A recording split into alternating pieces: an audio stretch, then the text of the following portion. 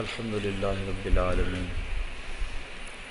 والصلاة والسلام علی سید الانبیاء والمرسلین قال اللہ تعالی وتبارک فی القرآن المجید والفرقان الحمید بسم اللہ الرحمن الرحیم قال اللہ تعالی وتبارک فی القرآن المجید والفرقان الحمید بسم اللہ الرحمن الرحیم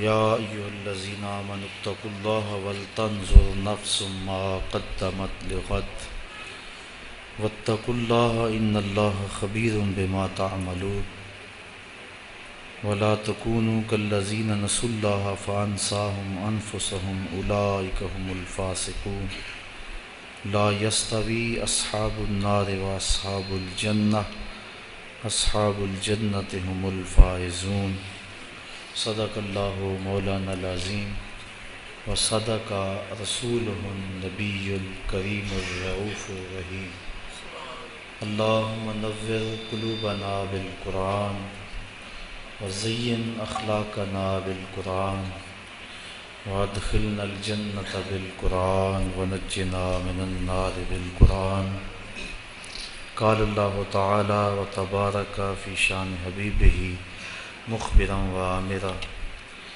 ان اللہ وملائکتہ یصلون علی النبی یا ایھا الذین آمنوا صلوا علیہ وسلموا تسلیما الصلاۃ والسلام علیک یا رسول اللہ وعلی آلک واصحابک یا محبوب رب العالمین الصلاۃ والسلام علی سید الانبیاء والمرسلین وعلى آلک واصحابک یا راحت العاشقین۔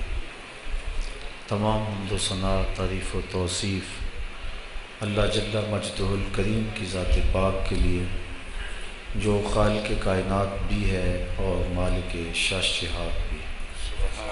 اللہ جل وعلا کی حمد و ثنا کے بعد حضور نبی اکرم شفیع امم رسول محتشم نبی مکرم اللہ کے پیارے امت کے سہارے رب کے محبوب دانائے غیوب مالک رقاب امم فخر عرب و عجم والی کون و مکان سیاہ لا مکان سید انس و جاں سرور لالا رخاں نیر تاباں سر نشین مہوشاں ماہ خوباں شہنشاہ حسینہ تتمہ دوراں سر خیل زہرہ جمالاں جلوہ صبح ازل نور ذات لم یزل باعث تکوین عالم فخر آدم و بنی آدم نیر بطحہ رازدار ما اوہا شاہد ما طغا صاحب علم نشرہ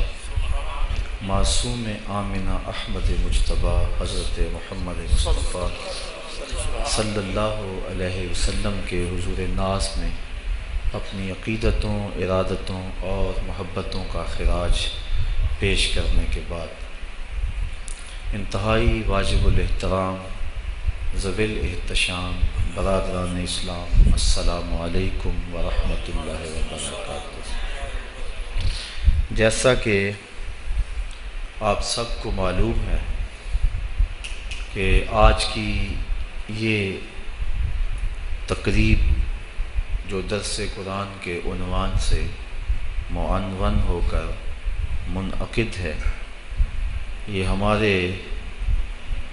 عالی مرتبت میزبان جناب زاہد سلیم صاحب، محترم فیاض سلیم صاحب، ریاض سلیم صاحب، عالی جناب اعجاز سلیم صاحب، ندیم سلیم صاحب کی والدہ ماجدہ اور محترم عالی مرتبہ جناب رانا لیاقت علی صاحب کی ہوشدامیں، ان کے انتقال پر ان کی روح کے سال ثواب کے لیے ان کے ختم چہلم پہ منعقد ہے۔ اللہ تعالیٰ جل شانہ مرحومہ کو کروٹ کروٹ جنت کی بہاریں نصیب فرمائے۔ مرنے والوں کے لیے ان کے انتقال کے بعد دعاؤں کے سلسلے پسماندگان کی طرف سے جاری رہتے ہیں، اور ہماری ایسی جو تقاریب منعقد ہوتی ہیں ان کے بنیادی مقصد 3 ہوتے ہیں۔ پہلا مقصد دعائے مغفرت، اور جب بندے ہاتھ اٹھا کے اللہ سے دعا مانگتے ہیں اللہ تعالیٰ اٹھے ہوئے ہاتھوں کو خالی نہیں موڑتے۔ حدیث شریف کے پر نور الفاظ ہیں، ان ربکم حیی کریم یستحیی من عبدہ اذا رفع یدیہ ان یردہما صفرا۔ تمہارا رب حیا کرنے والا، کرم فرمانے والا، زندہ اور کریم ہے۔ جب بندے اس کے سامنے ہاتھ پھیلا کے دعا مانگتے ہیں اللہ تعالیٰ فرماتا ہے مجھے شرم آتی ہے ان کے اٹھے ہوئے ہاتھ خالی کیسے موڑ دوں۔ جب انہوں نے توقع ہی میرے سے رکھی ہے تو اگر میں بھی نہیں دوں گا تو کون دے گا۔ ایک شخص مسجد نبوی کے کونے میں بیٹھ کے دعا مانگ رہا تھا، اور انداز دعا یہ تھا کہ اے اللہ میں تجھ سے اس لیے مانگ رہا ہوں کہ تو میرا اللہ ہے، تیرے علاوہ کوئی اور ہے بھی تو نہیں جس کی چوکھٹ پہ جاؤں۔ آقا کریم نے ایک صحابی کو فرمایا وہ جو کونے میں دعا مانگ رہا ہے اسے جا کے بشارت دے دو کہ اللہ نے تمہاری دعا کو قبول فرما لیا۔ تو جب بندے اس سے دعا مانگے تو وہ بندے کے اٹھے ہوئے ہاتھ خالی نہیں موڑتا۔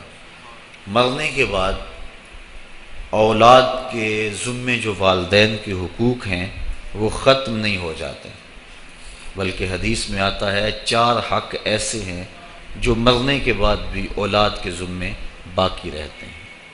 اس میں ایک نماز جنازہ، تجہیز و تکفین اور تدفین اس کے اندر شامل ہے۔ دوسرا حق استغفار، ان کے لیے بخشش اور مغفرت کی دعائیں مانگتے رہنا۔ تیسرا حق انجاز الوعد، انہوں نے زندگی میں جو وعدے کیے ہوئے تھے ان کو پورا کرنا۔ اور چوتھا حق باپ ہے تو اس کے دوستوں کے ساتھ، ماں ہے تو اس کی سہیلیوں کے ساتھ، باپ کے بھائیوں کے ساتھ، بہنوں کے ساتھ، ماں کے رشتہ داروں کے ساتھ حسن سلوک کرنا۔ یہ 4 حق ایسے ہیں جو مرنے کے بعد بھی اولاد کے ذمے باقی رہتے ہیں۔ اب جب جنازے کے لیے لوگ کھڑے ہوتے ہیں تو کتنے لوگ ایسے ہوتے ہیں کہ جو نماز جنازہ کے طریقے سے، نماز جنازہ کی دعاؤں سے بھی آشنائی نہیں رکھتے، اور وہ صرف رسم اور دکھاوے کے لیے پیچھے صفوں میں کھڑے ہوتے ہیں۔ تو جب کبھی ان کے اپنے والدین فوت ہوتے ہیں تو پھر انہیں اچانک راتوں رات جنازہ کی دعا آ تو نہیں جاتی، پھر وہ یہ زیادتی اپنے ماں باپ کے ساتھ بھی کرتے ہیں کہ وہ اپنے ماں باپ کے جنازے میں بھی محض رسم کے طور پہ لوگوں کو دکھانے کے لیے کھڑے ہوتے ہیں۔ تو یہ پہلا حق ہے مرنے کے بعد ماں باپ کا اولاد کے ذمے کہ ان کے لیے نماز جنازہ میں شریک ہوں، اور شرکت کا مفہوم یہ ہے کہ جنازہ کا جو حق ہے اس کو ادا کریں۔ بلکہ نماز جنازہ میں سب سے زیادہ جنازہ پڑھانے کا حقدار جو ہے وہ ولی اقرب ہے، اس کے بعد امام الحی یعنی محلے کا امام اس کے بعد آتا ہے، اس کے بعد پھر شہر کا امام آتا ہے۔ تو نماز جنازہ کے اندر جو ولی اقرب ہے، جو قریبی ہے، اس کو زیادہ حق ہے کہ وہ نماز جنازہ پڑھائے، بیٹا پڑھائے اور باپ پڑھائے بیٹے کا، ماں کا بیٹا پڑھائے، سکا بھائی پڑھائے۔ تو اس لیے جو ولی اقرب ہے اس کو زیادہ حق پہنچتا ہے کہ وہ جنازہ پڑھائے۔ لیکن اگر وہ خود ہی اس پوزیشن میں نہ ہو کہ وہ جنازہ پڑھا سکے، یا اس کو نماز جنازہ آتا نہ ہو اور وہ پڑھ بھی نہ سکے، تو یہ کتنی بدبختی ہے۔ تو یہ پہلا حق ہے اولاد کے ذمے ماں باپ کا کہ ان کے لیے وہ جنازے میں شریک ہوں اور جنازے کے حقوق کو پورا کریں۔ اور دوسرا حق جو میں نے بیان کیا استغفار، ان کے لیے استغفار طلب کریں، کثرت سے اللہ کی بارگاہ سے دعائیں مانگیں۔ اور میرے اور آپ کے آقا و مولا فرماتے ہیں مل میت فی القبر الا کالغریق المتغوث فی البحر ینتظر دعوۃ، ہم جب کسی شخص کو بھی قبر میں دفن کر کے آتے ہیں تو اس کی حالت یہ ہوتی ہے جس طرح کوئی بندہ پانی میں غوطے کھا رہا ہو، پھر وہاں وہ اگر کسی چیز کا انتظار کرتا ہے تو وہ صرف دعاؤں کا انتظار کرتا ہے کہ میرے لیے کسی کے ہاتھ اٹھ جائیں، میرے لیے کوئی دعا کرے، وہ میرا بھائی ہو، وہ میرا دوست ہو، وہ میرا رشتہ دار ہو، وہ میری اولاد ہو۔ تو مرنے کے بعد مرنے والے کو سب سے زیادہ ضرورت دعاؤں کی ہوتی ہے۔ اور ایک دوسری روایت کے لفظ ہیں کہ جب کوئی شخص اس دنیا سے چلا جاتا ہے تو اس کے اعمال کا سلسلہ منقطع ہو جاتا ہے، لیکن 3 عمل اس کے بعد جاری رہتے ہیں، ایک صدقہ جاریہ، دوسرا علم نافع، اور تیسرا وَوَلَدٌ صالح يدعو له، وہ نیک اولاد جو والدین کے لیے دعا مغفرت کی کرتی رہے۔ تو تیسرا حق بر الاصدقاء ہے کہ باپ کے رشتہ داروں اور دوستوں کے ساتھ، ماں کے رشتہ داروں اور سہیلیوں کے ساتھ حسن سلوک کیا جائے تاکہ ان کی قبر میں روح آسودہ ہو۔ اور آقا کریم علیہ السلام نے فرمایا اگر کوئی شخص ماں باپ کے ساتھ صلہ رحمی نہیں کر سکا تو وہ بعد میں اپنی خالہ کے ساتھ ماں کی جگہ پہ صلہ رحمی کرے اور ماں کی سہیلیوں کے ساتھ صلہ رحمی کرے تو اللہ تعالیٰ جل شانہ اس کو ماں کی رضا عطا فرما دے گا۔ اور ایک روایت میں آتا ہے کہ جو والدین کی قبر پہ جا کے سورہ یاسین پڑھتا ہے ہر جمعۃ المبارک کو، اللہ تعالیٰ اسے بھی اور اس کے والدین کی بھی مغفرت فرما دے گا۔ اور چوتھا حق انجاز الوعد، انہوں نے زندگی میں جو وعدے کیے ہیں اولاد کی ذمہ داری ہے کہ ان وعدوں کو پورا کرنے کی کوشش کرے۔ اگر کسی غریب سے ان کا تعاون کا معمول تھا تو ماں باپ کے چلے جانے کے بعد اگر وہ غریب دروازے پہ آتا ہے تو خالی لوٹ کے نہ جائے بلکہ اسی طرح خیر لے کے آئے تاکہ والدین کو قبر میں آسودگی اور ٹھنڈک پہنچے۔ تو مرنے کے بعد یہ حق باقی رہتے ہیں اور ان میں سے اہم حق جو ہے وہ دعا کا ہے۔ اور اگر کوئی شخص ضد سے کہتا ہے میں دعا نہیں مانگتا تو میاں یہ اس کی مرضی ہے۔ اللہ تعالیٰ جل شانہ تو قرآن میں واضح اور دو ٹوک فرماتا ہے قل ما یعبأ بکم ربی لولا دعاؤکم، محبوب تم فرما دو اے لوگو اگر تم دعا نہیں کرو گے تو اللہ بھی پرواہ کرنا چھوڑ دے گا۔ تمہاری ضرورت ہے کہ تم مانگو، اور جب تم مانگنے والے اتنے متکبر ہو گئے ہو کہتے ہم نہیں مانگتے تو وہ تو پہلے ہی بے نیاز ہے، اس لیے تم اگر مانگتے رہو گے وہ تمہاری جھولیاں بھرتا رہے گا، اور اگر تم متکبر ہو جاؤ گے نہیں پرواہ کرو گے تو وہ تو پہلے ہی بے نیاز ہے۔ مانگنا تمہاری ضرورت ہے، اس کی ضرورت نہیں ہے کہ وہ تمہیں دے، لہٰذا تم اس سے طلب کرتے رہو، جھولی پھیلا پھیلا کے مانگتے رہو، وہ تمہاری جھولیاں بھرتا رہے گا۔ تو پہلا حق جو ہے وہ پہلا مقصد ہماری ایسی تقاریب کے انعقاد کا دعائے مغفرت ہے۔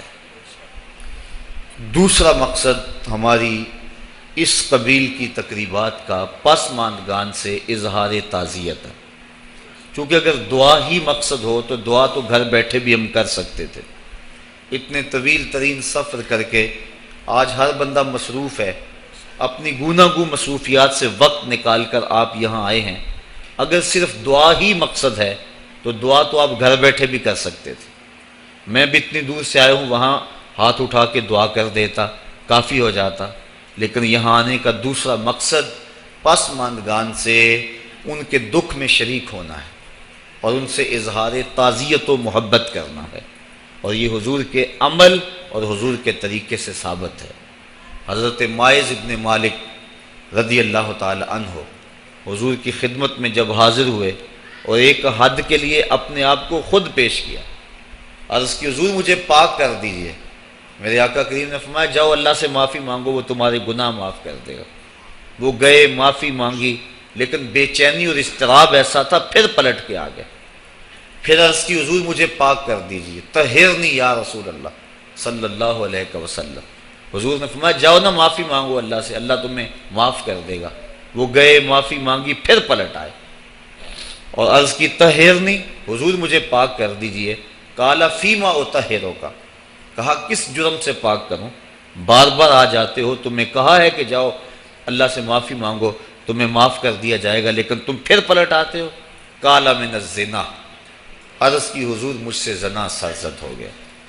ہوں میں شادی شدہ، اور شادی شدہ زانی کی جو سزا ہے وہ کڑی بھی ہے، میرے علم میں ہے کہ اسے سنسار کر دیا جائے، وہ دھرتی پہ جینے کے قابل نہیں ہے.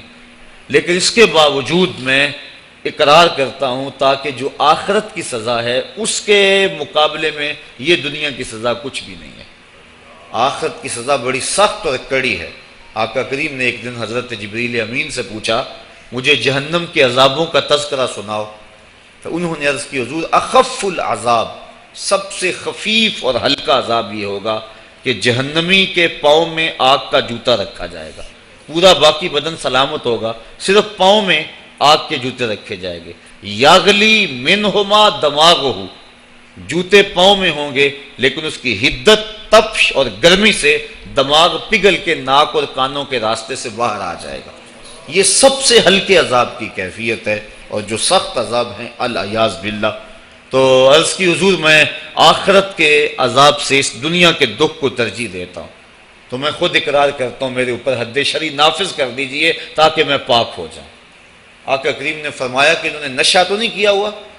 ایک صاحب اٹھے، منہ سونگا، عرض کی نہیں حضور ایسی کوئی کیفیت نہیں.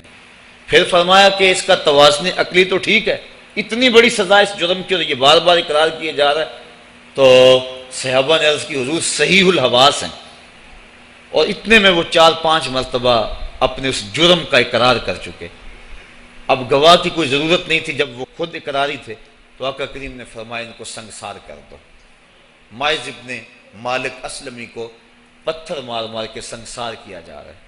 یہ مسلم کتاب الحدود کی روایت ہے، اور ایک روایت کے لفظ ہیں جب ان کو سنگسار کیا جا رہا تھا حضور مسجد نبوی میں کبھی کھڑے ہو جاتے تھے، کبھی بیٹھ جاتے تھے. آنکھوں میں آنسو تھے، بدن پہ لرزہ تھا. کسی نے کہا بندہ نواز خود ہی حکم دیا ہے اور خود ہی رو رہے ہو؟ کہا وہ میرا عدل تھا، یہ میری محبت ہے. مبتلائے درد ہو کوئی عذب روتی ہے آنکھ، کس قدر ہم درد سارے جسم کی ہوتی ہے آنکھ. تو جب ماعز ابن مالک اسلمی کو سنگسار کر دیا گیا تو حضور ان کے جنازے کے لیے خود گئے. کسی کی زبان سے نکلا لو ماعز نے زنا کیا تھا. میرے آقا کے چہرے پہ غصے کے آثار ظاہر ہوئے. فرمایا خبردار اگر کسی نے میرے ماعز پہ بات کی، اگر اس نے زنا کیا تھا تو میں نے پتھر نہیں مروائے. میرے ماعز نے ایسی سچی توبہ کی ہے اگر روئے زمین کے تمام لوگوں میں اسے تقسیم کر دیا جائے لکفاہم، سب کی مغفرت ہو جائے. یعنی اپنے آپ کو خود پیش کیا ہے. اور جب کوئی شخص حد شرعی اپنے اوپر قبول کر لیتا ہے بخوشی، تو وہ ایسے ہوتا ہے جس طرح ابھی ماں کے پیٹ سے اس نے جنم لیا ہو. تو فرمایا اگر اس کی توبہ تمام روئے زمین کے مسلمانوں میں تقسیم کر دی جائے لکفاہم، تو ان کے لیے کافی ہو جائے. اب حضرت ماعز ابن مالک اسلمی تدفین ان کی کر دی گئی. ان کی وفات کا دوسرا دن تھا یا ان کی وفات کا تیسرا دن تھا. صحابہ کو شک تھا کہ دوسرا ہے یا تیسرا. حضور علیہ السلام راوی شک سے بیان کرتا ہے اور ہمیں شک کا فائدہ مل گیا. تو حضور ان کے ہاں تشریف لے گئے. وہم جلوس، جب حضور گئے تو صحابہ بیٹھے ہوئے تھے، اور آقا کریم نے جا کے فرمایا کہ استغفروا لماعز، اپنے بھائی ماعز کے لیے استغفار پڑھو، اس کے لیے بخشش کی دعا کرو. اور یہی ہم کرتے ہیں کہ لوگ بیٹھے ہوتے ہیں، ہم جا کہتے ہیں کہ استغفار پڑھو، دعا کرو، فاتحہ پڑھو.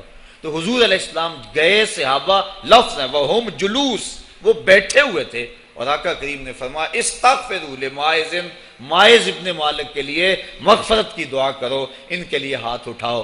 صحابہ نے حضور کی معیت میں ان کے لیے استغفار کیا اور مغفرت کی دعا کی. اب سوال یہ ہے کہ اگر دعا ہی مقصود تھا تو دعا تو مسجد نبوی میں بھی ہو سکتی تھی، حجرہ عائشہ میں بھی ہو سکتی تھی، ستون تہجد کے پاس بھی ہو سکتی تھی۔ دعا نماز جنازہ خود دعا ہے، پھر میرے آقا فرما چکے ہیں اس کی توبہ تو اوروں میں بانٹی جائے تو ان کی بھی مغفرت ہو جائے۔ پھر حضور ان کے ہاں کیوں گئے؟ اس لیے کہ ان کے پسماندگان سے تعزیت کرنی تھی، اور جن کے گھر حضور گئے ہوں گے کوئی دکھ رہا ہوگا۔ وہ کیا کسی نے کہا تھا کہ یہ الگ بات ہے کہ تم آئے ہو تو کوئی نہیں، یہ الگ بات ہے کہ تم آئے ہو تو کوئی نہیں، ورنہ درد تو یہاں ہزار رہتے ہیں۔ تو جس گھر میں حضور چلے گئے ہوں گے وہاں کوئی دکھ تو نہیں رہا ہوگا، وہاں تو سکھوں کے سویرے ہو گئے ہوں گے۔ انہیں تو خوشی ہوگی کہ آج آقا کے قدم ہمارے گھر آئے ہیں۔ ایسے دکھاں تو سکھ واری، ایسے دکھ اور جن پر سکھ بھی قربان کر دیں۔ تو حضور ان کے گھر جا کے جو مغفرت کی دعا کی ہے، تو یہ ہمارے لیے ضابطہ اور عمل چھوڑا کہ مرنے والوں کے پسماندگان سے جا کے تعزیت کرنا حضور کی سنت اور حضور کا طریقہ بن جائے۔ جیسے میں اور آپ اپنے ان عزیزوں کے ہاں آئے ہیں اور ہمارا مقصد ان کی ڈھارس بندھانا ہے، کیونکہ ان کا وہ رشتہ اس دنیا سے چلا گیا جس کا بدل زمانے میں نہیں ہے۔ اللہ تعالیٰ جل شانہ نے ایسا رشتہ ماں کی صورت میں پیدا کیا ہے، جنت کی چھاؤں کا دنیا کے اوپر روپ ہے ماں کی ذات، جنت کی گھنی چھاں ہے ماں کا وجود، اور اللہ نے اپنی رحمتوں کو اگر کوئی صورت دی ہے تو وہ ماں کا روپ ہے، اور ماں کے سینے میں وہ تڑپتی ہوئی ممتا اور محبت کے وہ پگھلتے ہوئے جذبات رکھے گئے ہیں کہ دنیا پر ماں کے پیار کا بدل نہیں ہے۔ میں کہا کرتا ہوں آج کوئی شے بھی خریدنے نکلیں تو آپ وثوق سے نہیں کہہ سکتے یہ خالص ہے، ہر شے 2 نمبر دستیاب ہے، ہر شے میں ملاوٹ ہے، لیکن ایک چیز آج بھی ملاوٹ سے پاک ہے اور وہ ماں کا پیار ہے۔ ماں کی محبت آج بھی کھری ہے اور آج بھی اس میں کوئی ملاوٹ نہیں ہوئی۔ بچہ بوڑھا بھی ہو جائے لیکن ماں کے لیے وہ بچہ ہوتا ہے، ماں کی دعائیں اسی طرح اس کے لیے ہوتی ہیں، اور بچہ آغوش مادر میں آ کر پھر طفل سادہ رہ جاتا ہے۔ یہ ماں کا پیار اور ماں کی محبتیں۔ ایک شاعر نے ماں کی محبت کا نقشہ کھینچتے ہوئے کیا خوبصورت بات کہی۔ وہ کہتا ہے مدت ہوئی میری ماں نہیں سوئی تابش، میں نے ایک بار کہا تھا مجھے رات کو ڈر لگتا ہے، کہا سحری کے وقت میں نے ایک بار اٹھ کے رات کو چونک کر کہا تھا مجھے رات کو ڈر لگتا ہے۔ مدت ہو گئی اس بات کو، یہ قصہ پرانا ہو گیا ہوا ہے، مجھے بھی بھول گیا ہوا ہے، لیکن میری ماں رات کو نہیں سوتی، میرے بیٹے کو کہیں ڈر نہ لگ رہا۔ یہ ماں کے پیار کا روپ ہے۔ علامہ اقبال جب ان کی والدہ انتقال کر گئیں تو وہ دیار غیر میں تھے، تو اس وقت انہوں نے ایک طویل مرثیہ لکھا اپنی ماں کی یاد میں، جو آج بھی کلیات اقبال اردو مجموعہ میں ہے، جس کا عنوان ہے والدہ مرحومہ کی یاد میں۔ اس کے اندر لکھتے ہیں آہ اب وطن میں ہوگا کس کو میرا انتظار، آہ وطن میں ہوگا اب کس کو میرا انتظار، کون میرا خط نہ آنے سے رہے گا بے قرار، آرزو لے کر تیری خاک مرکز پہ آؤں گا، اب دعائے نیم شب میں کس کو میں یاد آؤں گا۔ کون پچھلے پہر اٹھ کے دعا کرے گا؟ ہر ایک سے کہنا پڑتا نا جناب دعا کرنا، مولوی صاحب سے بھی عرض کرنا پڑتا حضور دعا میں یاد رکھنا، پیر صاحب سے گزارش کرنا پڑتی ہے جناب مجھے دودھ راتوں میں اور چاندنی راتوں میں مجھے یاد رکھنا، حاجی کو معتمر کو کہنا پڑتا جناب دیار حرم میں جا رہے ہو اور دیار حبیب میں جا رہے ہو وہاں مجھے دعاؤں میں یاد رکھنا، سین حرم میں بھی اور جالی کے سامنے بھی، ہر ایک کو کہنا پڑتا ہے کہ مجھے دعاؤں میں یاد رکھنا۔ کبھی ماں کو بھی کہنا پڑا ہے کہ امی دعاؤں میں یاد رکھنا۔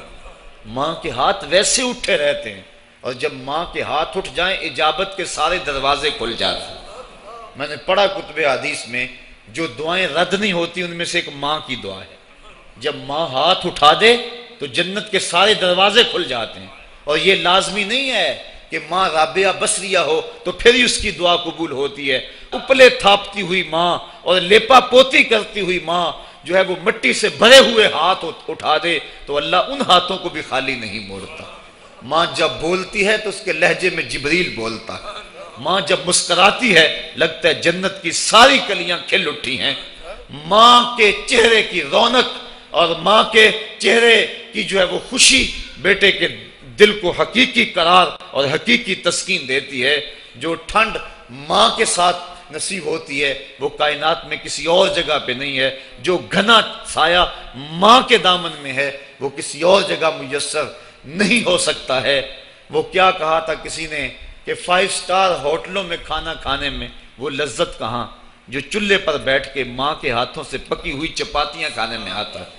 عالی جناب حضرت صاحب کیا کیا اسٹیٹ سیکرٹری نام لیتے ہیں، لیکن وہ لطف کہاں جو ماں اوئے ببلو اوئے پپو اور اوئے مٹھو کہہ کے پکارتی ہے۔ جو مٹھاس ان لفظوں کے اندر ہے وہ بڑے اور بھاری اور بھرکم الفاظ اور خطابات کے اندر کہاں ہے۔ اونچی کرسی پہ بیٹھنے کا وہ لطف نہیں ہے جو ماں کے قدموں میں بیٹھنے کا ہے۔ اللہ نے ماں کے روپ کے اندر ایک محبت اور ایک الفتوں کا ایک ایسا دریا دیا ہے کہ جس کے اندر انسان جب جاتا ہے تو اس کے دکھوں کے سارے میل دھل جاتے ہیں اور وہ بالکل آسودہ ہو جاتا ہے۔ یہ ماں کا روپ ہے، یہ ماں کا پیار ہے۔ تو ماں کا بچھڑ جانا، اس دنیا سے چلے جانا، یہ ایسے ہی ہوتا ہے جس طرح کوئی بندہ گھنے سائے میں کھڑا ہو تو اچانک اس کو دھوپ میں کھڑا کر دیا جائے، پھر اسے پتا چلتا ہے کہ کتنا گھنا سایہ تھا۔ جس طرح درخت ساری دھوپ اپنے اوپر سہتا ہے اور جو اپنے نیچے کھڑا ہو اس کو ٹھنڈک دیتا ہے، اسی طرح ماں باپ سارے دکھ اپنے اوپر سہتے ہیں لیکن اپنی اولاد کو ٹھنڈک پہنچاتے ہیں۔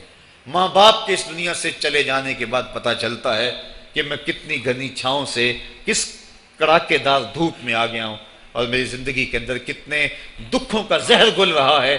جو زہر پہلے ماں ہمارے قریب نہیں آنے دیتی تھی، جو باپ ہمارے قریب نہیں آنے دیتا تھا، وہ اپنی باہوں میں اور اپنے سینے میں ان غموں اور دکھوں کو سمیٹ لیا کرتے تھے۔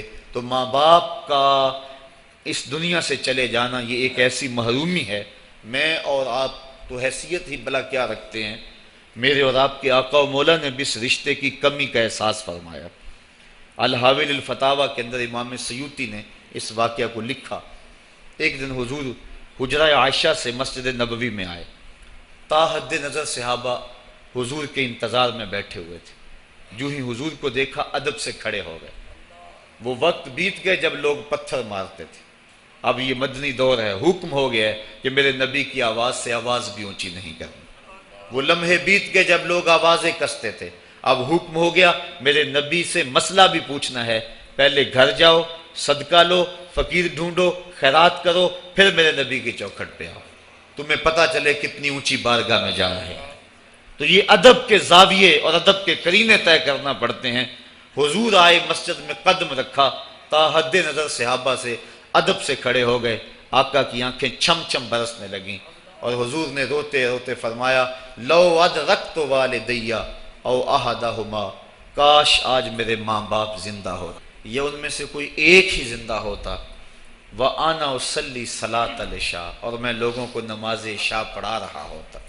انسان نے دکھوں کا دور دیکھا ہو، بعد میں اللہ خوشحالیاں دے دے تو انسان اس بات کی ضرور آرزو کرتا ہے کہ میرے ماں باپ نے میرے دکھوں کا دور دیکھا، کاش آج میرے سر پہ عزتوں کی سجی ہوئی دستار بھی دیکھتے، آج مجھے وقار کی مسند پہ بیٹھا ہوا بھی دیکھتے، آج میرے گھر میں بچوں کا کھیلنا بھی دیکھتے، آج میرے آنگن کی بہار بھی دیکھتے، آج دولت کی ریل پیل بھی دیکھتے، آج عزتوں کا ظرف جو مجھے نصیب ہوا ہے وہ بھی ماں باپ ملاحظہ کرتے، آج میرے وقار اور میرے عہدہ و منصب کو بھی دیکھتے، معاشرے میں میرے مرتبہ و مقام کو بھی دیکھتے تو کتنے خوش ہوتے۔ جب اللہ کسی کو دولت دیتا ہے، عزت دیتا ہے، شہرت دیتا ہے تو جلنے والوں کی ایک طویل فہرست ہوتی ہے اور پیار کرنے والے بڑے تھوڑے ہوتے ہیں، لیکن ماں باپ بے لوث محبت کرنے والے ہوتے ہیں۔ تو انسان جب کسی ایسے مرحلے پہ پہنچتا ہے تو وہ ضرور یہ آرزو کرتا ہے، کاش آج میرے ماں باپ ہوتے تو وہ دیکھتے تو کتنا خوش ہوتے، ان کی آنکھیں کتنی ٹھنڈی ہوتی، ان کے دل کو کتنی تسکین پہنچتی مجھے اس مرتبے پہ پہنچا ہوا دیکھ کر۔ ظاہر ہے جب حضور پیدا ہوئے تو باپ کا سایہ سر پہ نہیں تھا، 6 سال کی عمر تھی، حضور اپنی ماں کے ساتھ مدینہ شریف گئے ہوئے تھے، واپسی پر ابوا کی ریت کے ٹیلے ہیں، سیدہ آمنہ کو سخت بخار ہو گیا اور انہیں سمجھا کہ یہ میرا بخار اب جان لیوا ثابت ہوگا۔ انہوں نے ام ایمن کو بلایا اور کہا میرے اس بیٹے کو بحفاظت امیر قریش عبد المطلب تک پہنچا دینا۔ پھر حضور کو سامنے بٹھایا، سر پہ ہاتھ رکھا۔ جب سیدہ آمنہ نے اپنے بیٹے کے سر پہ ہاتھ رکھا بیوہ ماں کا ہاتھ جب اپنے یتیم بچے کے سر پہ آیا تو ابوا کی ریت کے ذرے بھی رونے لگے۔ سیدہ آمنہ کچھ کہنا چاہتی تھی لیکن ضبط کے بندھن ٹوٹ گئے، آنکھوں سے سیلاب اشک جاری ہو گیا، تو جو کہنا چاہ رہی تھی اس میں چند جملے ادا کیے جو ابن حشام نے محفوظ کیے۔ سیدہ آمنہ نے کہا، بیٹا ہر نئی چیز نے پرانی ہو جانا ہے، ہر باقی نے فنا ہو جانا ہے، میں بھی جا رہی ہوں، وَذِكْرَ بَاقٍ وَوَلَدْتُ طُهْرًا، لیکن میرا ذکر نہیں مٹے گا، میں تیرے جیسا ستھرا بیٹا چھوڑ کے جا رہی ہوں۔ جن ماؤں کے بیٹے اتنے اچھے ہوں ان ماؤں کا ذکر نہیں مٹا کرتا۔ یہ آخری لفظ تھے سیدہ آمنہ کے، اس کے بعد ان کا انتقال ہو گیا۔ حضور اپنی ماں کے جسد سے لپٹ کر روتے تھے اور کہتے امی آپ آگے بولتی کیوں نہیں ہیں؟ 6 سال کی معصوم عمر، ابوا کی ریت کے ٹیلے، کونین کے سردار کے لیے یہ دکھوں کی کہانیاں۔ اللہ کے محبوب علیہ السلام نے وہیں اپنی ماں کی تدفین کی اور اپنی ماں کی قبر کے اوپر پتھروں کے ٹکڑے رکھے، اور یہاں آج ہو بھی کیا سکتا تھا۔ مدینے میں حضور کی ماں کا انتقال ہوتا، کتنے صحابہ جنازے میں ہوتے، فرشتے جنت سے پھول لے کر آتے حضور کی ماں کی قبر پہ چڑھانے کے لیے۔ یہ ابوا کی ریت ہے، مسافرت، غربت۔ حضور نے مٹی کے اس تودے کے اوپر اپنی ماں کی قبر کے اوپر پتھر کے ٹکڑے رکھے، اور وہ کیا کسی شاعر نے کہا تھا، تجھے کن پھولوں سے ہم کفن دیں، تو جدا ہی ایسے موسموں میں ہوا جب درختوں کے ہاتھ پھولوں سے خالی تھے۔ حضور نے اپنی ماں کی تدفین کی اور پھر ام ایمن کے ساتھ بیٹھ کے حضور واپس آ گئے۔ 8 سال کی عمر تھی کہ امیر قریش حضرت عبد المطلب کا بھی انتقال ہو گیا۔ میں نے ابن حشام میں پڑھا ہے کہ جب امیر قریش کا جنازہ اٹھا تو پورا مکہ امڈ آیا جنازے میں، لیکن 8 سال کا ایک بچہ تھا جو دیواروں سے لگ لگ کے روتا تھا۔ آج اس کا یہ سہارا بھی چلا گیا۔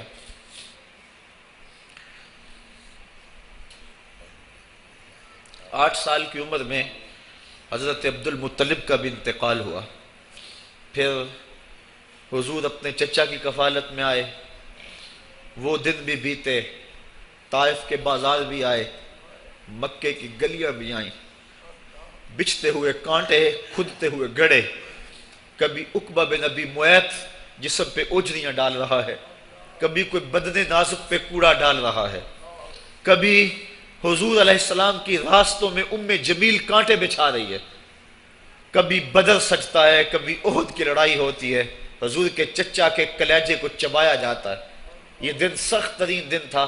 حضور کے سر پہ پٹی بندھی ہوئی تھی، آنکھوں میں آنسو جاری تھے، اور بار بار کہتے تھے ما فعل امی، میرے چچا کی کہانی سناؤ۔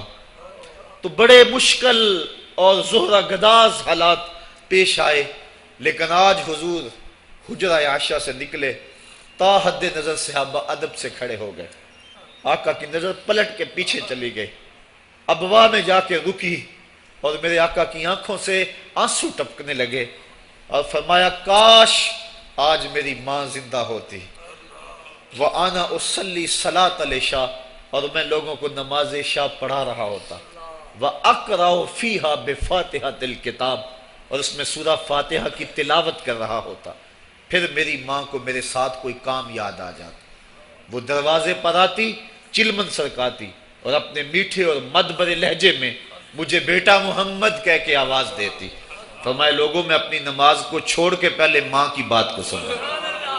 یہ دنیا کے سامنے اپنی ماں کی ضرورت اور اہمیت کو حضور نے رکھا، تو ماں کا بچھڑ جانا، ماں کا اس دنیا سے چلے جانا، یہ بہت بڑا سانحہ ہوتا ہے۔ تو اس موقع کے اوپر پسماندگان کی ڈھارس بنانے کے لیے، ان سے تعزیت کرنے کے لیے، اظہار محبت کرنے کے لیے ہمارا یہاں آنا، یہ دوسرا مقصد ہے اس تقریب کے منعقد کرنے کا۔ تیسرا مقصد ایسی محافل کے منعقد کرنے کا کیا ہے؟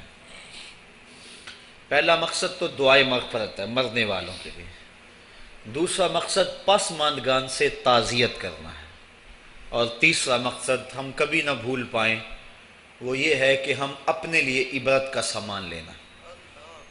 آج کوئی قبر میں ہے اور ہم جمع ہو رہے ہیں، کل ہم قبر میں ہوں گے اور ہمارے لیے کوئی اور جمع ہو رہا ہوگا۔ خیر کن اے فلاں و غنیمت شمار عمر، زاں بیشتر کے بانگ برائت کے فلاں نمان۔ شیخ سعدی فرماتے ہیں اے فلاں بلائی کر لے، اچھائیاں کر لے، اس عمر کے ایک ایک لمحے کو غنیمت سمجھ لے، اس سے قبل کہ آواز آئے کہ فلاں نہیں رہا، تو اپنی زندگی کو پہلے ہی اعمال کا حسن دے لے۔ تو یہ وقت میرے اور آپ کے اوپر آنے والا ہے کہ ہمارے لیے بھی لوگ جمع ہو رہیں گے۔ ہم قبر میں اب تنہائیوں اور قبر کی پہنائیوں میں موجود ہوں گے اور لوگ ہمارے لیے جمع ہو رہے ہوں گے قبل اس سے کہ وہ وقت آئے، کوئی حجت باقی نہ رہے، مجھے اور آپ کو اپنے اعمال کی اصلاح کر لینی چاہیے۔ امام غزالی نے ایک بڑی خوبصورت بات لکھی، آپ فرماتے ہیں اللہ نے مرنے والوں کے ذریعے سے جو باقی زندہ بچ گئے ہیں ان پر احسان کیا ہے۔ عرض کی گئی احسان کیسے؟ وہ تو دکھوں میں مبتلا ہیں، جن کا بھائی چلا گیا ان کا کلیجہ پھٹ رہا ہے، جن کا باپ چلا گیا ان کی دنیا اندھیر ہو گئی ہے، جن کی ماں چلی گئی ان کے سامنے روشنی کا کوئی حوالہ نہیں رہا ہے، جس کا بیٹا چلا گیا اس کی کمر ٹوٹ گئی، جس کا بھائی چلا گیا اس کے بازو ٹوٹ گئے، اور تم کہتے ہو اللہ نے مرنے والوں کے ذریعے سے جو باقی پسماندگان ہیں ان پر احسان کیا۔ یہ احسان کیسے ہے؟ تو امام غزالی فرماتے ہیں احسان اس معنی میں ہے کہ اللہ نے مرنے والے کی موت کو ان باقیوں کے لیے عبرت کا نشان بنایا ہے۔ اگر اس کی موت ان کے لیے عبرت بنا دی جاتی تو یہ کیا کرتا؟ تو اللہ تعالیٰ نے گویا ان کی موت سے اس کو ایک اور موقع سنبھلنے کا دیا ہے کہ وہ لوگوں کی، عزیزوں کی، رشتہ داروں کی موت کو دیکھ کر اپنی زندگی کی راہوں کو ٹھیک کر لیں۔ یہ جو مرنے والے ہیں یہ ہمارے لیے پیغام ہے موت کا، اور ہم ان سے دیکھ کر اپنی زندگی ٹھیک کر سکتے ہیں۔ حضرت یعقوب علیہ السلام جلیل القدر نبی گزرے ہیں، بنی اسرائیل کے مقتدا اور امام نبی۔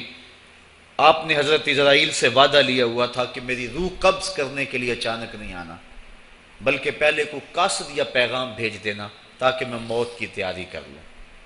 جو کہ اچانک موت سے حضور نے بھی پناہ مانگی، اللہم انی اعوذ بک من الموت الفجات، اے اللہ اچانک موت سے تیری پناہ چاہتا ہوں۔ تو حضرت اسرائیل علیہ السلام سے وعدہ لیا تھا حضرت یعقوب علیہ السلام نے کہ قبض روح کے لیے اچانک نہیں آنا، پہلے کو قاصد یا پیغام بھیج دینا۔ انہوں نے وعدہ کیا تھا، نبی تھے، ان سے وعدہ انہوں نے کر لیا۔ کافی مدت گزری تو حضرت اسرائیل آ گئے، پوچھا کدھر آئے ہو؟ کہا قبض روح کے لیے آیا ہوں۔ کہا تم نے تو وعدہ کیا تھا پہلے کو قاصد یا پیغام بھیجوں گا، تم نے نہ کو قاصد بھیجا اور پیغام بھیجا اور قبض روح کے لیے آ گئے۔ تو حضرت اسرائیل نے عرض کی حضور میں نے تو کئی قاصد بھیجے تھے۔ فرمایا میرے پاس تو ایک بھی نہیں آیا۔ کہا حضرت آپ کے سامنے کتنے لوگوں کی موت واقع ہوئی، یہ میرا قاصد نہیں تھا تو اور کیا تھا۔ آپ کی داڑھی میں سفید بال آ گئے، یہ میرا قاصد نہیں تھا تو اور کیا تھا۔ آپ کی آنکھوں میں سفیدی اتر آئی، یہ میرا قاصد نہیں تھا تو اور کیا تھا۔ آنکھوں میں سفیدی کا آ جانا، بالوں میں سفیدی کا آ جانا، کمر میں خم آ جانا، اٹھتے ہوئے جنازے، پھیلی ہوئی قبریں، یہ پیغام ہے، قاصد ہے موت کا۔ حضرت عمر فاروق رضی اللہ تعالیٰ عنہ ایک دن دربار میں بیٹھے ہوئے تھے، ایک شخص آیا اور آپ کو دیکھ کر کہنے لگا یا عمر لا تنسا موتک، عمر اپنی موت کو نہیں بھولنا۔ کپ کپا کے رہ گئے، اس کو بلایا، شکریہ ادا کیا، کہا میاں کبھی روز آ جایا کرے نا تو تجھے مہینے کے بعد تنخواہ بھی دیا کروں گا۔ بڑے دربار میں وہ روزانہ آتا ہے۔ حضرت عمر فاروق کام میں لگے ہیں، وہ کہتا ہے یا عمر لا تنسا موتک، عمر اپنی موت کو نہیں بھولنا۔ مہینے کے بعد اس کو تنخواہ بھی دیتے ہیں۔ ایک دن وہ آیا، آپ نے اس کے ہاتھ میں اس کا مشاہرہ دیا، کہا آج کے بعد نہیں آنا۔ حضرت مجھ سے کوئی گستاخی ہوگی؟ فرمایا نہیں۔ تذکیر موت کی ضرورت نہیں رہی؟ فرمایا نہیں۔ کوئی اور بندہ رکھ لیا؟ فرمایا نہیں۔ تو کہا پھر حضور مجھے بتائیں نا مجھے کیوں چھٹی دی جا رہی ہے؟ تو حضرت عمر فاروق چھم چھم رونے لگے اور داڑھی پہ ہاتھ رکھا، ایک بال الگ کیا، وہ بال سفید ہو چکا تھا۔ کہا میاں پہلے تو یاد دلاتا تھا، اب تیرے آنے کی ضرورت نہیں رہی، یہ میرے گھر میں مجھے بتانے والا آ گیا اور یہی مجھے موت نہیں بھولنے دے گا۔ داڑھی میں سفید بال آ گیا، کہا میاں اب تیرے آنے کی ضرورت نہیں ہے، ہماری تو پوری داڑھی بھی سفید ہو جائے۔ وہ کیا کہا تھا میاں محمد بخش عارف رومی کشمیر نے خوب کہا تھا، ہڈیاں کمبن گوڈے کھڑکن تے اڑ گیا لک تیرا، اجے بھی بدیوں باز نہ آئیں جیو مرد دلیرا یا ایھا الانسان ما غرک بربک الکریم، اے انسان تجھے کریم رب کے دروازے سے کس نے دور ہٹا دیا؟ الذی خلقک فسواک فعدلک فی ای صورت ما شاء رکبک، جس نے تجھے پیدا کیا، تیرے اعضاء کو توازن دیا، تجھے حسن اور جوانی بخشی، تجھے چلنے کا سلیقہ دیا، تجھے بولنے کا طریقہ دیا، تجھے سوچنے کے لیے دماغ دیا، تجھے سماعتوں کے پردے دیے۔ آج شیروں کو تو نچا لیتا ہے، ہاتھیوں کو تو بٹھا لیتا ہے۔ اے انسان ذرا غور تو کر، اس رب کا شکر کر، کیوں بھول گیا اس رب کو جس نے تجھے پیدا کیا؟ اگر تجھے پیدا ہی نہ کرتا تو کیا کرتا؟ پھر پیدا کر کے چھوڑ دیتا تجھے، اگلا تیری ذمہ داری اپنے ذمہ کرم پہ نہ لیتا تو بچا تجھے گرمی کی سختی سے کون بچاتا؟ تجھے ٹھٹھرتی ہوئی سردی سے کون بچاتا؟ ماں کے سینے میں تیرا پیار نہ ڈالتا، ممتا اس ماں کے سینے میں نہ ڈالتا، تجھے گندگی میں لتھڑے ہوئے کو کون اٹھاتا؟ لیکن اس نے پیار ڈالا ماں کے سینے میں، جس نے تجھے پہلے چوما اور پھر اس نے تجھے دھویا۔ انسان غور تو کر، ما غرک بربک الکریم، اس رب کو بھول گیا ہے الذی خلقک، جس نے تجھے پیدا کیا۔ ماں نے بیٹے کو پیدا نہیں کیا، جنم دیا ہے، لیکن اتنے احسان ہیں کہ ساری زندگی بھی انسان ماں باپ کا حق نہیں ادا کر سکتا۔ جس ماں نے جنم دیا ہے اس کے حق نہیں ادا ہو سکتے، تو جس رب نے تخلیق کیا ہے اس کے حق کیسے ادا ہوں گے؟ اس لیے کہ انسان ذرا غور تو کر، اس نے تجھے پیدا کیا تو بھول گیا اس رب کو؟ اپنے ذرا ماضی کو دیکھ کہ تو کہاں سے کہاں پہنچا۔ تیری زبان میں، تیرے منہ میں زبان کا لوتھڑا تھا، بولنے کا سلیقہ نہیں تھا، کس نے اس کو لفظوں کی حرمت سے آشنا کیا؟ تیرے کانوں میں پردے تھے لیکن سمجھنے کا طریقہ نہیں تھا، لیکن کس نے تیری سماعتوں کو شعور بخشا؟ کس نے تجھے چلنا سکھایا؟ کس نے تجھے بولنا سکھایا؟ کس نے تیری چھاتی میں زور رکھا؟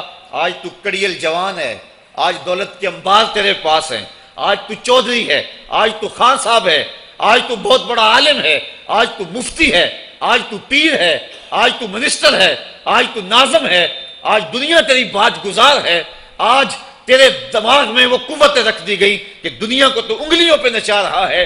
ذرا پلٹ کے دیکھنا پیچھے، ذرا پیچھے لوٹ کے تو دیکھ، تو چار پائی کے سہارے بھی چلنا نہیں جانتا تھا، پھر تجھے چار پائی سے چلنا سکھایا، پھر تو نے چلنا، اور چلتا تھا 2 قدم تو گر پڑتا تھا۔ ذرا ماضی کی طرف پلٹ کے دیکھ، اور تو بھول گیا رب کو جس نے تجھے اتنا کچھ دیا۔ چل ماضی کی طرف پلٹ کے نہیں دیکھنا، مستقبل کی طرف ہی جھانک کے دیکھ لے۔ ایک وقت پھر دوبارہ تیرے اوپر ایسا آئے گا، پھر تیری بولتی بند ہو جائے گی، پھر تیرا چلنا بند ہو جائے گا۔ چار پائی سے لگ گیا، مورے میں تکلیف ہو گئی، تو فالج زدہ ہو گیا۔ سارے گھر والے 4 دن تو بڑی خدمت میں لگے رہے، لیکن انہیں اپنے کام بھی تو کرنے تھے، پھر آہستہ آہستہ تجھے اگنور کرنا شروع کر دیا۔ تو بھی اس بات کو سمجھنے لگا، پھر وہ وقت بھی آیا کہ تیری چار پائی کو اندر سے اٹھا کے برآمدے میں رکھ دیا کہ بابا کھانستا ہے، بچے ڈسٹرب ہوتے ہیں، جراثیم پھیلتے ہیں، اب نوکر تجھے روٹی دینے لگا۔ شام کو بیٹا آتا ہے، 2 لمحے کھڑا ہوتا ہے، پھر اپنے بیڈ روم میں چلا جاتا ہے، تو اس کی صورت کو ترستا رہتا ہے۔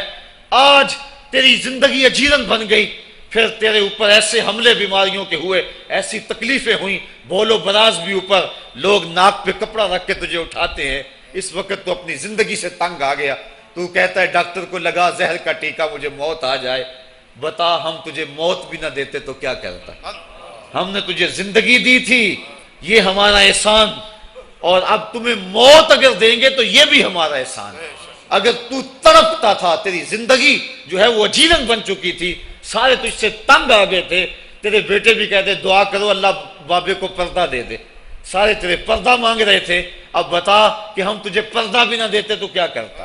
ثم اماتہ فاقبرہ، شکر کر ہم نے تجھے موت عطا کر دی، فاقبرہ، اور پھر اس کے بعد تجھے قبر دی۔ کتا بھی تو مرا تھا، گھسیٹ کے روڑی پہ ڈال دیا، بکری بھی تو مری تھی، گھسیٹ کے روڑی پہ ڈال دیا، تجھے بھی روڑی پہ ڈال دیا جاتا تو کیا تھا؟ لیکن کہا نا یہ میرا شاہکار ہے، پہلے سے غسل دو، بیری کے پتے بھی ڈال لینا، صفائی خوب ہو جائے، اس کو چٹے لباس کا کفن دو، اس کے سند سند پہ خوشبو ملو، اس کو سلگھاؤ، خوشبوئیں سلگھاؤ، اس کو خوبصورت چارپائی پہ ڈالو، اس کے اعضائے سجدہ پہ مشک ملو اور اس کی جو ہے وہ چارپائی کے دائیں بائیں پھول رکھو، اور اب سارا زمانہ تیرا منہ دیکھنے آ رہا ہے، ذرا سوچ تیرا منہ دکھانے کے قابل ہے؟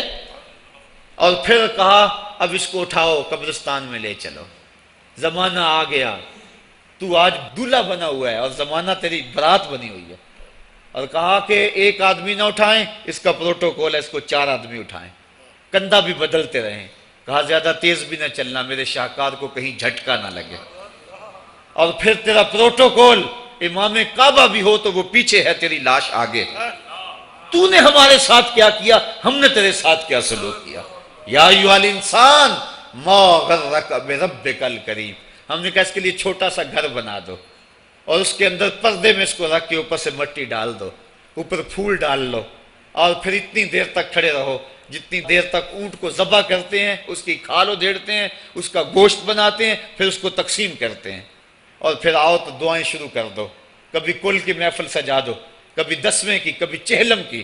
اے انسان، تیرے ساتھ جو کچھ ہوا لوگوں کی نظروں کے سامنے تجھے رسوا تو نہیں کیا میں نے؟ یا ایھا الانسان ما غرک بربک الکریم، ذرا پیچھے پلٹ کے دیکھ لے، نہیں تو آگے جھانک کے دیکھ دے، تجھے کبھی تو شرم آئے گی، تو کہاں بھٹک گیا، کہاں بہہ گیا۔ آ جا اس کریم رب کی طرف جو 70 ماؤں سے زیادہ پیار کرتا ہے۔ آنا تو نے ہے ہی، آج نہیں تو کل آئے گا، تو کل جو پھر کفن میں منہ چھپا چھپا کے آتا پھرے گا، آج کھلے منہ ہی آ جا۔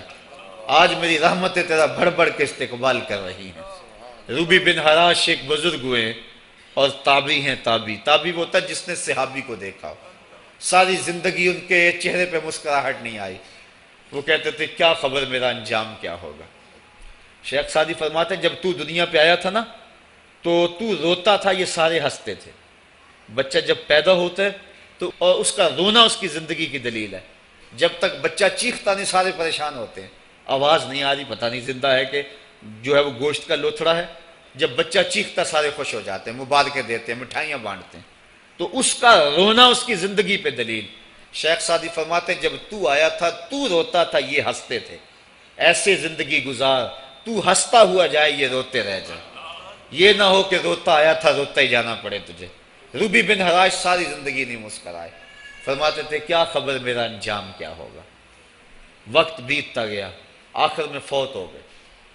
ان کا بھائی ربیع بن حراش غسال کو بلا لایا کہ میرے بھائی کو غسل دو۔ غسال جب غسل دینے کے لیے داخل ہوا تو فوراً باہر پلٹ آیا۔ ربیع پوچھنے لگا کیا ہوا ہے؟ کہا یار تیرا بھائی بڑا عجیب ہے۔ کہا ہوا کیا ہے؟ کہا نحنو نغتسلہ وہو یتبسم، ہم اسے غسل دیتے ہیں وہ آگے سے مسکراتا ہے۔ کہا اس نے قسم کھائی تھی جب تک اپنا اچھا انجام نہیں دیکھوں گا نہیں مسکراؤں گا۔ اس کو امام ابو نعیم نے حلیہ میں لکھا، روز الانف کے اندر امام سہیلی نے لکھا، قاضی ایاز مالک اندلسی نے شفا میں لکھا، اور اسی کو امام جلال الدین سیوطی علیہ رحمہ نے جو ہے وہ الخصائص الکبریٰ میں لکھا۔ کہا یا تیرا بھائی بڑا عجیب ہے، ہم اسے غسل دیتے ہیں وہ آگے سے مسکراتا ہے۔ کہ اس نے قسم کھائی تھی جب تک اچھا انجام نہیں دیکھوں گا نہیں مسکراؤں گا۔ آج اس نے اپنا اچھا انجام دیکھ لیا تبھی تو مسکرا رہا ہے۔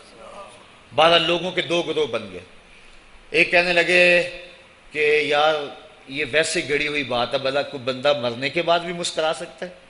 ایک گروہ کہتا ہے یار بندہ بڑا اچھا تھا، ہو سکتا ہے کہ مرنے کے بعد مسکرایا ہو، زندگی تو اس نے دکھ سے گزاری لیکن بعد میں تو سکھ ملا ہوگا۔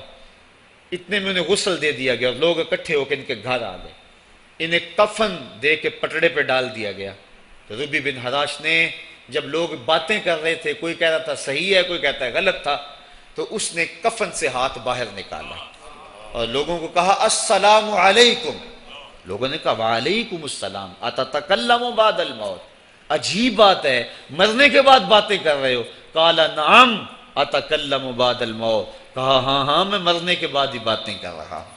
عرش فرش تے بانگ تے مکے پہ گیا شور، بلے شاہ سا مرنا نہیں تے گور پیا کوئی ہور، فَلَنُحْيِيَنَّهُ حَيَاتًا طَيِّبَةً، ان کو حیات طیبہ بخش دی جاتی ہے جو اللہ کے نام پہ اپنی زندگی گزار دیتے ہیں۔ میرا رب کہتا ہے کہ میں ان کو مرنے نہیں دیتا، ان کو ستھری اور پاکیزہ زندگی دیتا ہوں۔ اور اقبال کہتا ہے فطرت ہستی شہید آرزو رہتی نہ ہو، خوب تر پے کر کی اس کو جستجو رہتی نہ ہو، موت کو سمجھا ہے غافل اختتام زندگی، یہ ہے شام زندگی صبح دوام زندگی۔ تو کہا ہاں ہاں مرنے کے بعد باتیں کر رہا ہوں۔ لوگوں نے کہا بتا پھر تیرے رب نے تیرے ساتھ سلوک کیا کیا؟ تو ربی جو فوت ہو چکا ہے کہتا ہے استقبلنی ربی غیر غضبان واستقبلنی بروح و ریحان۔ کیا پوچھتے ہو، اس کے قدرت والے چہرے پہ کوئی غصہ نہیں تھا، اس نے روح و ریحان کے پھولوں کے ہار میرے گلے میں ڈالے۔ لوگوں نے باتیں پوچھنا شروع کر دی، موقع مل گیا ایک مردہ بول پڑا، کوئی ادھر کی پوچھ رہا ہے کوئی ادھر کی پوچھ رہا ہے۔ امام ابو نعیم لکھتے ہیں کہ جب لوگوں نے سلسلہ کلام طویل کر دیا تو ربی بن حراش نے کہا اجلوا بی ولا تؤخروا بی لان ابا القاسم ينتظر علی الصلاۃ، دیر نہ کرو مجھے جلدی جلدی قبرستان میں لے جاؤ، تم مجھے باتوں میں لگا رہے ہو، امام الانبیاء میرے جنازے کا انتظار فرما رہے ہیں۔ لوگوں نے جنازہ پڑھا اور اپنے گھروں میں آنے کی بجائے سیدھا ام المومنین حضرت عائشہ صدیقہ رضی اللہ تعالی عنہا کی چوکھٹ پہ چلے گئے اور جا کے سارا ماجرا کہا۔ وہ ابھی باقاعدہ حیات تھیں۔ کہا ایک آدمی نے مرنے کے بعد یوں باتیں کی ہیں، آپ اپنی رائے بتائیں کہ یہ کیا ہو سکتا ہے؟ تو ام المومنین رضی اللہ تعالی عنہا نے فرمایا تم کیوں پریشان ہو گئے ہو؟ میرے سرتاج آقا فرما گئے ہیں کانا رجل من امتی یتکلم بعد الموت، میری امت میں ایسے مرد بھی ہوں گے جو مرنے کے بعد باتیں کیا کریں گے۔ تو وہ لوگ جنہوں نے اپنی زندگی اللہ کے نام لگا دی اور اس کے ذکر کے نام لگا دی، وہ مرنے کے بعد بھی ابدی اور سرمدی زندگی پاتے ہیں۔ اور جو لوگ اللہ سے بے بہرہ ہیں، اس کی خشیت سے جن کا سینہ خالی ہے اور دین کا چراغاں جن کے سینے میں نہیں ہے، وہ چلتے پھرتے بھی مردہ ہیں۔ ان کے سینے میں دھڑکتا ہوا دل تو ہے لیکن تمانیت کا نور اس میں نہیں رکھتے ہیں۔ وہ دھرتی کے اوپر چلتے تو ہیں لیکن دھرتی کا بوجھ ہیں، لیکن یہ لوگ گو دھرتی کی چھاتی میں ہیں لیکن دھرتی کا وقار ہے۔ ان کی قبروں سے بھی زندگی پھوٹ رہی ہے اور ضیائیں پھوٹ رہی ہیں۔ میں جب بھی کبھی لاہور گیا ہوں تو ایک منظر مجھے اپنی طرف کھینچتا ہے، جب میں دریائے راوی کے اس پار ہوتا ہوں تو میں ایک قبر دیکھتا ہوں جس پہ حسرتیں برس رہی ہیں۔ وہ بر صغیر کا مطلق العنان حکمران جس کی کے اشارہ ابرو سے ہندوستان کی تقدیر بدلتی تھی، آج چند تاش کھیلنے والی ٹولیاں اس کی قبر پہ بیٹھی ہیں۔ اس کی محبوب بیوی جو بادشاہ کے پیچھے بیٹھتی تھی اور پردہ پیچھے لٹک رہا ہوتا، بادشاہ کا کوئی فیصلہ اسے ناگوار ہوتا، پیچھے سے وہ کمر ٹھونکتی، بادشاہ فیصلے بدل لیتا۔ جس کے اشارہ ابرو سے ہندوستان کی تقدیر کے فیصلے تبدیل ہوتے تھے، اس کی قبر بھی ساتھ ہی اندھیرے میں ہے۔ اور اس کی بیٹی کی قبر کے اوپر زیب النساء کے مقبرے پہ لکھا ہے بر مزار ماں غریباں نہ چراغے نہ گلے نہ پرے پروانہ سوزد نہ صدائے بلبلے۔ ہم غریبوں کی قبر پہ کون چراغ جلانے آئے گا، کون پھول ڈالنے آئے گا؟ نہ کوئی بلبل گیت گانے آئے گی اور نہ کوئی پروانہ پر جلانے آئے گا۔ یہ وہ جو مطلق العنان تھے، یہ ان کی قبر کی کہانی سنائی۔ اور جب میں دریائے راوی کا کنارہ پار کرتا ہوں تو ایک لوح مزار وہ بھی ہے جہاں جلی حروف میں لکھا ہے گنج بخش فیض عالم مظہر نور خدا ناکساں را پیر کامل کامراں را رہنما۔ جب زندگی ایک طرح کی نہیں ہوتی تو پھر موت بھی ایک طرح کی نہیں ہوتی۔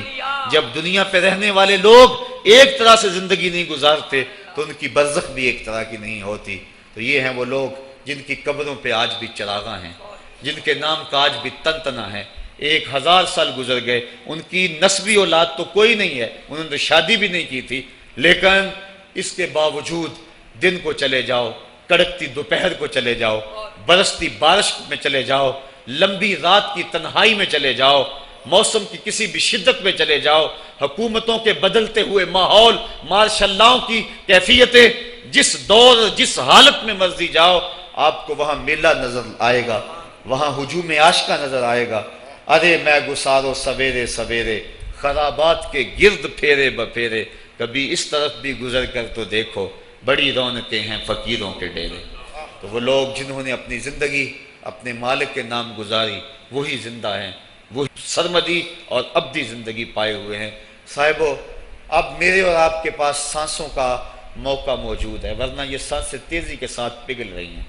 میں کل امام راضی کو پڑھ رہا تھا، وہ کہتے ہیں ایک بزرگ فرماتے ہیں مجھے سمجھ نہیں آ رہی تھی ان الانسان لفی خسر کی، کہ بے شک انسان گھاٹے میں ہے۔ تو میں سوچ رہا تھا کیسے گھاٹے میں ہے، تو کہا کہ مجھے سمجھ اس طرح آئی کہ میں بازار گیا، میں نے ایک شخص کو دیکھا جو پھٹے پہ برف رکھ کے بیچ رہا تھا، اور آواز کیا لگا رہا تھا، ارحمو ارحمو من یذوب راس مالہ، اور رحم کرو اس بندے پہ، اگر تم نے تھوڑی بھی دیر لگا دی اور میرے سے سودا نہ خریدا تو میرا جو راس المال ہے میرا وہ بھی لٹ جائے گا، کیونکہ برف تو میری پگھلی جا رہی ہے، اور اگر تم نے خرید لی میری برف تو میرے پیسے کھڑے ہو جائیں گے، اور اگر تم نے میری برف خریدنے میں دیر کر دی تو جو میں نے پیسے لگائے ہیں میرے وہ بھی پورے نہیں ہوئیں گے۔ تو وہ کہہ رہا تھا ارحمو من یذوب راس مالہ، وہ کہتے مجھے ان الانسان لفی خسر کی سمجھ نہیں آ رہی تھی، اس کے اس جملے کو سن کے سمجھ آ گئی کہ انسان جلدی جلدی اپنی سانسوں کو گنوا رہا ہے، اسے چاہیے کہ جلدی جلدی ان سانسوں سے کام لے لے، ورنہ یہ سانسوں کی برف پگھل جائے گی اور اس کی یہ پونجی بھی برباد ہو جائے گی۔ تو صاحبو، میں اور آپ لمحہ لمحہ موت کے قریب ہو رہے ہیں، لمحہ لمحہ موت کے قریب ہو گئے۔ آج میں دوپہر کو بیٹھا تھا تو وہ ایک شخص آ کے میاں صاحب کا شعر پڑھنے لگا، دیگر تے دن گیا محمد اوڑک نو ڈب جانا، تو میری نظر چلی گئی، میں نے کہا ابھی تو 10 بجے ہوں گے، تو میں نے کہا صبح کے 10 بھی بج گئے ہیں اور پھر 12 بھی بج جانے ہیں، پھر ظہر بھی ہوگی، پھر دیگر بھی ہوگی، اور اس کے بعد پھر شام بھی ہو جانی ہے۔ اب ہم دیگر تک تو پہنچ گئے ہیں، اب شام کے دھندلکے بھی قریب ہو گئے ہیں، تو یہ دن ڈوب جانا ہے تھوڑی دیر کے بعد۔ یہی مثال ہماری زندگی کی ہے، کوئی دوپہر تک آ گیا ہے، کوئی چاش تک آ گیا ہے، کوئی ظہر تک آ گیا ہے، کوئی عصر تک آ گیا ہے، اور کسی کی زندگی کا سورج بالکل غروب ہونے کے قریب آ گیا ہے۔ صاحبو، پتہ کوئی نہیں کہ ہمارا اگلا قدم کہاں ہے، اس سے قبل کہ کوئی حجت باقی نہ رہے مجھے آپ کو اپنی زندگی پہ نظر ثانی کرنا ہوگی، اپنے گناہوں کا اور اپنی نیکیوں کا حساب لگانا ہوگا۔ ایک ترازو تو کل محشر کے میدان میں لگے گا، ایک ترازو ضمیر کی عدالت میں آج ہی لگانا ہوگا۔ ہمیں دیکھنا ہوگا ہمارے پلے کتنے عمل ہیں اچھے، اور جو اچھے عمل ہیں ان میں خلوص والے کتنے ہیں، لوگوں کے دکھاوے والے کتنے تھے، رب کے لیے کتنے عمل کیے اور لوگوں کے لیے کتنے کیے۔ تو پھر ترازو لگا کے ہم نے اپنے اعمال نامے کو آج ہی تولنا ہے اور وزن کرنا ہے، اور اپنی زندگی کو نیکی کا حسن دینا ہے۔ وقت کٹ رہا ہے، زندگی لمحہ لمحہ موت کے قریب ہو رہی ہے، قبل اس سے کہ کوئی حجت باقی نہ رہے ہم ہاتھ ملتے رہ جائیں، پچھتاتے رہ جائیں تو کیا فائدہ ہوگا۔ بلکہ میں نے تو پڑھا کتابوں میں، علماء لکھتے ہیں قیامت کے دن تو نیکوکار بھی پچھتائیں گے۔ بدکاروں نے تو پچھتانا ہی پچھتانا ہے، نیکوکار بھی پچھتائیں گے۔ بدکار تو اس لیے پچھتائیں گے انہوں نے اتنے گناہ کیوں کیے، تو نیکوکار کیوں پچھتائیں گے؟ جب وہ اپنے اچھے اعمال کی جزا دیکھیں گے تو وہ پچھتائیں گے، ہائے جو چند لمحے ضائع ہو گئے وہ بھی کیوں ضائع ہو گئے، وہ بھی میں نے کیوں برباد کر دیے، وہ بھی اس راستے پہ ڈالے ہوئے ہوتے۔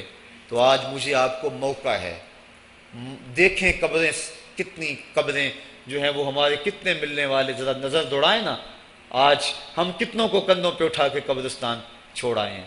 حضرت غوث اعظم رضی اللہ تعالیٰ عنہ فرماتے ہیں، جا کے قبرستانوں میں دیکھو کتنے کتنے حسینوں کی مٹی خراب ہو رہی، جو اپنے بدن پہ ایک چٹکی مٹی نہیں پڑنے دیتے تھے، آج ان کا کفن بھی تار تار ہو گیا ہے۔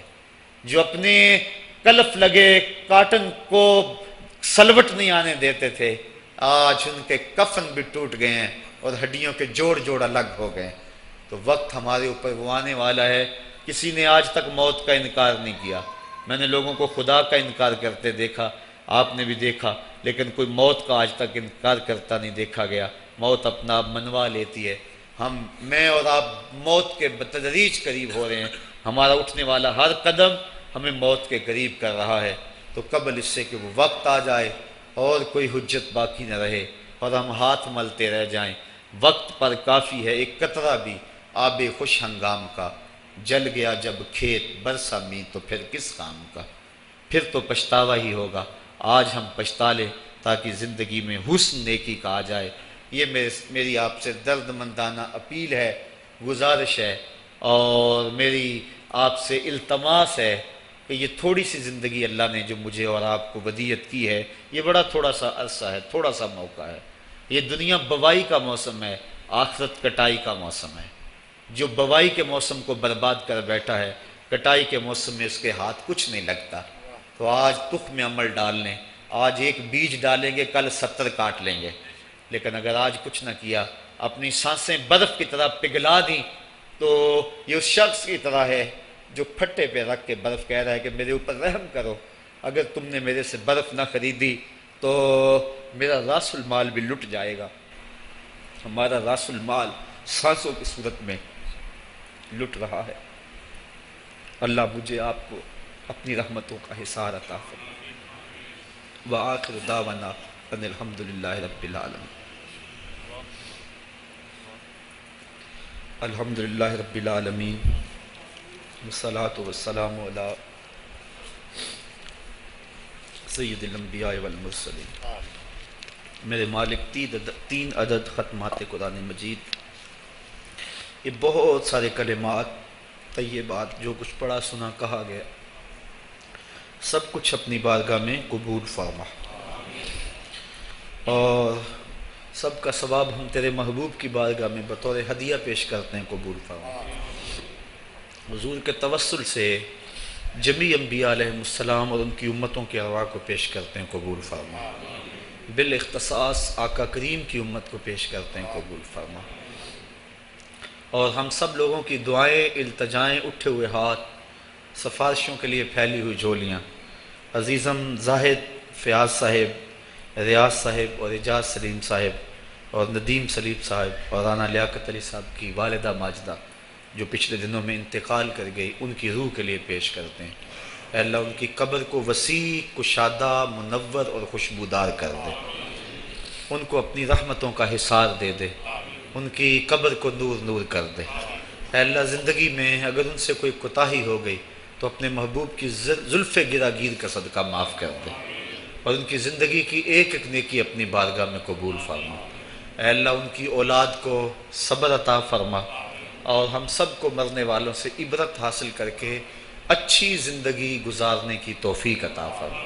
اے اللہ ہمیں اپنی زندگی کو نیکی کا حسن دینے کی توفیق عطا، ایسی زندگی گزاریں جس زندگی پہ تو راضی ہو، تیرا رسول راضی ہو، حضور کی سنت سیرت کا نور عطا کر دے، اپنی یادوں اور اپنی محبتوں کا سرمایہ دے دے، ڈرنے والا دل عطا کر دے، رونے والی آنکھ دے دے، قرآن کے نغمے سننے والے کان دے دے، ہماری زبانوں کو سچائی کا نور دے دے، ہمارے خیالات کو پاکیزگی دے دے، ہمارے ہاتھوں کو اپنے حضور پھیلنا دے دے، ہمارے قدموں کو اپنے راستوں میں اٹھنا دے دے، ہمارا دل اپنی یادوں سے آباد کر دے۔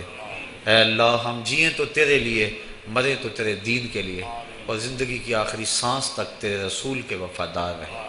وصلی اللہ تعالی علی النبی الامین وآلہ وسلم۔